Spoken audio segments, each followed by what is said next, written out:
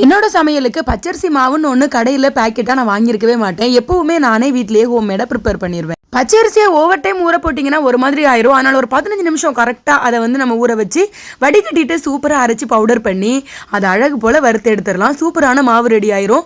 பாப்பாவுக்கு இடியாப்பம்னா ரொம்ப பிடிக்கும். ஆனால் அந்த மாவு இல்லாததுனால கொஞ்சம் நாளாக பண்ண முடியல. அதனால குவான்டிட்டி அதிகமாகவே இந்த வாட்டி பொடிச்சு வச்சுக்கிட்டேன். எப்பவுமே கொஞ்சமாக தான் பண்ணுவேன், இந்த வாட்டி கொஞ்சம் அதிகமாகவே பண்ணி வச்சுக்கிட்டேன்.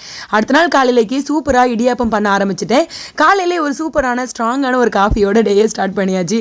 காஃபி குடிக்கக்கூடாது காலையிலே நினைக்கிறதோடு சரி, ஆனால் கண்டிப்பாக காஃபி குடிச்சிடணும்னு தான் மனசு சொல்லுது. காஃபி குடிச்சோன்னு தான் ஏதோ புது எனர்ஜி கிடச்சிருமே நமக்கு. சூப்பராக இடியாப்பம் பண்ண ஸ்டார்ட் பண்ணியாச்சு. என்னதான் நம்ம கடையில் மாவு வாங்கி பண்ணினாலும் வீட்டில் செய்கிற அந்த இடியாப்ப மாவு அவ்வளோ ஒரு மனமாக இருக்கும். இடியாப்பத்தை வீட்லேயே நீங்கள் மாவு ப்ரிப்பேர் பண்ணி பாருங்களேன், உங்களுக்கே அந்த டிஃப்ரென்ஸ் கண்டிப்பாக தெரியும். பாப்பாவுக்கு தேங்காய் பால் ஊற்றி கொடுப்பேன், அவளுக்கு ரொம்ப பிடிக்கும். அவளுக்கு ரொம்ப பிடிச்ச சாப்பாடுனா அவளே கொஞ்சம் அள்ளி சாப்பிட்றதுக்கு ட்ரை பண்ணுவாள்.